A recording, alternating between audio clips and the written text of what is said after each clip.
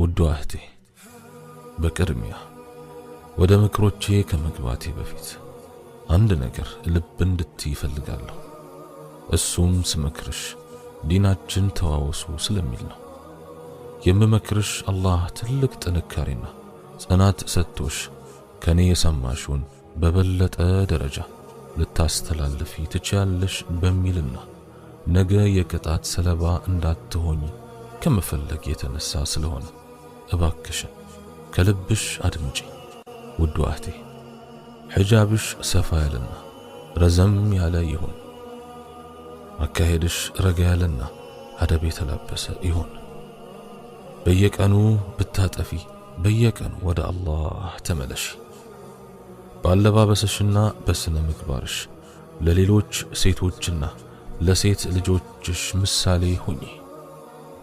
ሊፕስቲክ ተቀቢዎች በዝተዋል፣ ግና ብዙዎች ስላደረጉት ጉዳዩ ትክክል ነው ማለት አይደለም።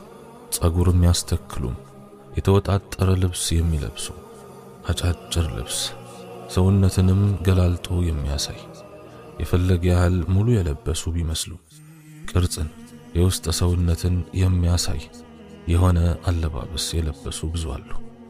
ነገር ግን ብዛታቸው ለጉዳዩ ትክክለኛነት አያሰጠው።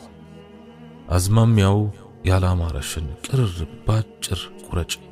ስትቀመጪ ሰብሰብ ሰተር ብለሽ ተቀመጪ። ያልተፈቀደልሽን ባዕድ ወንድም ሆነ ሊያገባሽ የሚፈቀድለትን የቅርብ ዘመድ አትጨብጪ። ከላይ አላህን ሳይታዘዙ ውስጤ ንጹህ ነው አላህን እፈራለሁ ማለት ቅጥፈት ነው። ከባዕድ ወንድ ጋር ስታወሪ መቅለስለስ በሽታ ያለበትን በሽታውን መቀስቀስ ነው። መስመር እየሳቱ የሚመስሉ የስልክ ወሬዎችንና ቻቶችን ቁረጪ። በማይረባ ነገርና ማህበራዊ ሚዲያ ላይ ውድ ጊዜሽን አታጥፊ። ሙዚቃ የተቆጣጠረውን ልብ ቁርአን ለቆት ይወጣል።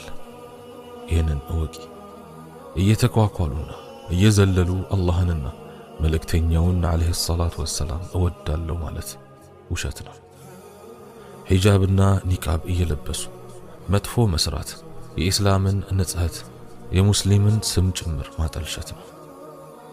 ሆን ብለሽ ወንዶችን አትፈታተኝ። በሐራም መንገድ ገንዘብም ሆነ ትዳር ባገኙት አትቅኚ። ያለ ኒካህ የተወለደ ልጅ አባት የለውም። ደረትሽን አትክፈቺ፣ አታሳብጪ። ቀሚስሽን ከኋላም ሆነ ከፊት